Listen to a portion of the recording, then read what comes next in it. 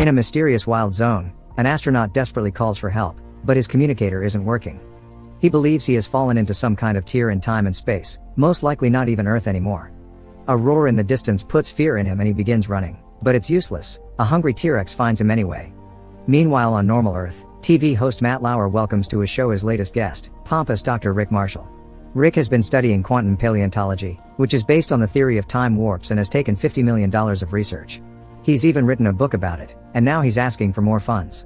Matt of course finds the idea of parallel dimensions laughable, and he points out every important scientist in the field calls it nonsense, which angers Rick and makes him leave the studio. But he comes back when he hears Matt say he's out of his mind, intending to fight him, only to be stopped by security. 3 years later, Rick is making a presentation on tachyons, subatomic particles that move so fast that they travel backward in time. He's designed a device, the tachyon amplifier, that should allow them to travel sideways in time to another dimension where past, present, and future all meet. Sadly, his audience doesn't care much. It's just a bunch of kids on a class field trip and they only have silly questions to ask. Giving talks for kids at a museum is the only job Rick could get after the incident on TV. But one person does seem interested in his research, doctoral candidate Holly Cantrell, who visits Rick and tells him he's brilliant. She thinks he should finish building the amplifier because his theories are right, and to prove it, she takes out an ancient fossil with an imprint of a modern lighter. She found it in the desert, surrounded by crystals that radiate tachyon energy, like the one she's wearing on her necklace. Rick looks at the fossil, takes out his own lighter, and puts it on the imprint. It fits perfectly. This gives him back the hope he had lost. The next day, Holly comes back to check on him again and finds him waking up from a food coma. He stayed up working until very late, but he did it. He finished the tachyon amplifier, which he built using some household objects, so it has some leftover data from the drive like silly songs. He hasn't been brave enough to test it yet though, so Holly takes him to the desert where she found the fossil. The problem is, the cave she used to explore has become a tourist attraction, so they must pay gift shop owner Will Stanton to take them there in his raft. The cave has been decorated to make it look spooky, but Rick and Holly don't care about the made-up myths Will is trying to tell them. There's a strong tachyon reading in his cave, so Rick turns on the amplifier, which falls into the water when an earthquake suddenly begins. The waters under them get more aggressive and the raft is pushed to the back of the cave, which has magically become deeper and glowing. The trio falls into a water vortex at the end of the ride.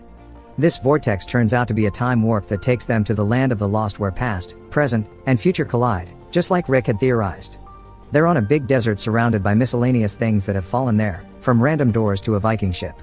The only issue is that they've lost the amplifier, so they must find it if they want to return home. A sudden noise alerts them of a presence nearby, so they go investigate. They find two advanced primate creatures about to sacrifice a third, so the trio decides to cut in to rescue him. Will tries to scare them off with the flame of his lighter, but the creatures simply grab it when he accidentally drops it on the ground and run away. Since she's studied primitive languages, Holly approaches the third creature to show him their friends, and they learn his name is Chaka. Rick tries to check Chaka's wounded ankle, but this makes him freak out and run, so the trio goes after him. They end up falling into a hidden sandpit that takes them to an underground cave filled with bones. Sentient vines sneak on them from behind and grab them by the waist to hang them on a tree, so the group begins swinging from side to side to try to reach the trunk. A T-Rex appears on the opposite side and tries to eat them, but because of the swinging, he misses them and chomps on the vines instead. This frees the group and makes them fall to the ground, where they immediately start running away into the jungle, where they stop to take a picture of the T-Rex for proof before making their way into a mountain. Chaka has crossed a bridge and is trying to destroy it to stop the dinosaur from following him, so the trio must run extra quickly so they aren't left behind. They cross to the other side just in time, and when the T-Rex sees how narrow the bridge is, it decides the risk isn't worthy and leaves. It changes its mind however, when it hears Rick say its brain is the size of a walnut, so it turns around and jumps over the gap to go after them again. The group begins running once more and enters a different cave with an entrance too small for the T-Rex to go through, so this time it gives up for good. Will is sure the dinosaur has been looking specifically at Rick, and Holly decides to call it Grumpy.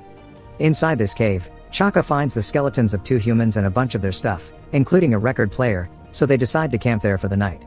With Holly acting as his interpreter, Chaka tells them more about his life. He's the prince of his people and has been the victim of a treacherous plot to steal his throne. His only crime is to love too much, and he thinks he's been treated too harshly simply because he's pooped in the village well. Meanwhile, Will wants to put some boxes in front of the cave entrance to avoid being found, but Rick reminds him once again that dinosaurs have a brain the size of a walnut. Suddenly, something hits the cave and makes it shake, and when they go outside to check what it was, they find a giant walnut the T-Rex has thrown at them. The following morning, Chaka brings them some fruits for breakfast as a sign of friendship, but they have spiders inside, because that's what he considers food. The cave begins shaking again when a very bright light appears among the trees outside. Then Rick receives some weird visions of an alien asking him for help. He accepts this request and runs into the jungle with his group following him closely until they come across an abandoned temple with weird-looking statues and some kind of crystal obelisk that has been sending the message to Rick. Chaka is worried about these statues and tries to warn them of the beings hiding in the dark, but they can't understand him, so these lizard-like beings take the opportunity to come out and surround them. Holly takes off her belt in an attempt to use it as a weapon, and that gives Rick an idea. He uses the belt buckle to reflect sunlight on the statues and then the obelisk, opening a portal. They enter, but the beings can't. This portal takes them to a pocket dimension where the alien from Rick's vision, Enoch, hides. He explains the creatures outside are sleestaks and they are trying to take over the world by using the power of the crystals. To defeat them, he needs the tachyon amplifier to unleash the full power of the crystals. That way he could also send the trio home. Will doesn't trust this guy, but Rick accepts to help. The group goes back to the jungle where Rick makes a miniature map of the area to try to form a plan to find the amplifier. The first step is using dinosaur urine he's gathered overnight to cover up their human scent. Rick showers himself with it twice, but his friends refuse to do it too. The plan turns out to be pointless though, because Chaka shows up then and asks them to follow him to some clues he's found. They return to the desert to an area that Holly images to be the entry point because it's filled with random things, including their raft. When an ice cream truck falls from another time wrap, a bunch of dinosaurs shows up to feed on the ice cream man, including Grumpy and his girlfriend, who are a very territorial species. This means they smell the urine and decide to go after the group. The party begins running in different directions, and Grumpy manages to catch Rick, but he frees himself when his laser pointer gets Grumpy in the eyes and makes him drop him. After hiding in various buildings and vehicles the dinosaurs keep destroying, Rick hides behind a big rock and finds a tank of liquid nitrogen, which he picks up and takes to a catapult that Holly and Will prepare for him. The tank is shot into the female dinosaur's mouth, making it explode in million pieces and revealing the amplifier, which had been in her stomach all along. Before they can reach it though, a little dinosaur tries to grab it, and a pteranodon comes in and takes it to its nest when hunting the smaller prey. This makes Rick give up on their search, and Holly is hurt by this decision because she had thrown her future in science away for following him and his crazy theories. She, Will, and Chaka go back to the jungle to camp for the night, and Holly translates a bit more of what Chaka tells them about his life. He misses his tribe, which is nomadic and lives where food is. The women serve all the men's needs, and as the prince, Chaka has a harem of his own. He thinks they're ugly but they make up for it with nice personalities. Their little chat is interrupted by Rick, who had a lot of time to think and has decided he won't give up. He tries to apologize for his attitude with a song on the banjo while a huge mosquito sucks his blood, which makes him feel tired. The mosquito ends up dying when Rick passes out on top of it. The next morning, Rick doesn't notice the giant welt on his back. He just guides the group to the volcano where the dinosaur nest and the amplifier are.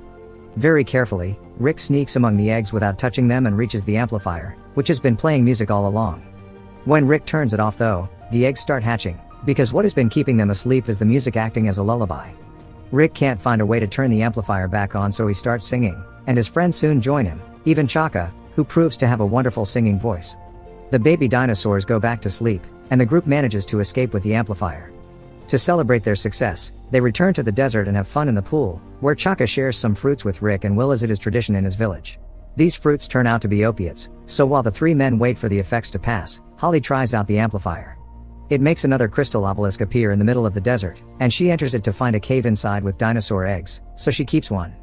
There is also a hologram with a message from the natives with a warning. Enoch is actually the bad guy and he's trying to get the power of the crystals for himself. Before Holly can run back to tell her friends though, she's captured by a sleestak. Meanwhile, the men fall asleep after eating a giant crab that fell in a hot spring and got boiled. The following morning, they discover Holly is gone, so Rick sends Chaka on a mission while he and Will explore the obelisk cave. There are sleestaks guards around taking a break to shed, so the men steal their shed skins to put them on and pretend to be sleestaks too. They follow the creatures to the temple where Holly is in a cage about to be lowered in lava for having helped Enoch, so now Rick and Will know the truth as well. The sleestaks want to capture them too, so Rick jumps on Holly's cage and begins swinging it from side to side to hit each creature and push them into the lava. The two of them jump out of the cage before it falls and they kiss, then Holly tells them to hurry up and leave before Enoch finds them. There's a little problem though, they had already sent Chaka to get him. Enoch appears then with an army of sleestaks he's mind controlling with a crystal of his own and steals the amplifier before making Grumpy appear to take care of them. Rick decides he mustn't run anymore, so after sending Holly away for her own safety, he confronts the T-Rex. He tries to use some of the fireworks Will had in his pocket, but they don't work, so he throws them away together with his lighter, which creates the fossil Holly found. Next, he uses a staff the sleestak priest had been holding to try a pole vault, but Grumpy simply swallows him when he's in the middle of the air. Since Rick was his only goal, Grumpy ignores the others and leaves, so now the Sleestacks return to the temple. Enoch enters the obelisk and begins working the amplifier on the crystals while the group tries to fight off the Sleestacks, but there are too many of them. Suddenly, some powerful help arrives. It's Rick riding on Grumpy, who easily defeats all the enemies that surround them. Holly and Will want to know how he's alive, so Rick tells them Grumpy pooped him out, and when he was making his way out, he dislodged some intestinal blockage. Grumpy is thankful for that, so the two of them are now friends. The group enters the obelisk portal and finds Enoch, who has already opened a time wrap to Earth. Rick jumps on him and wrestles him on the ground, but when Will tries to help, he tilts the crystal tray and makes one fall, shattering it. This causes the door to close, so Rick thinks quickly and grabs Holly's crystal necklace to replace the one that broke. The door opens again, so Rick and Holly rush towards it to escape, but Enoch grabs Will and prevents him from doing the same. With the help of Chaka, Will pulls a wrestling move and captures Enoch before telling his friends to leave without him. He barely had a life back on Earth, so he is staying here with Chaka and starting over. Holly and Rick enter the portal and return to Earth, right at the entrance of the tourist cave in the desert. Meanwhile, Chaka takes Will with him to meet his tribe, where the women he called ugly are actually very human-like, so Will is happy to befriend them. A year later, Rick appears on TV again to rub his success on Matt Lauer's face. He shows everyone a dinosaur egg Holly brought with her, and promotes his new book that has been titled after Matt, which causes him to jump on him to punch him. After the show is over, the egg hatches while resting on the table, and reveals it's not from a dinosaur. There is a baby Sleestack inside. Make sure to subscribe and turn on notifications so you can watch more videos like this.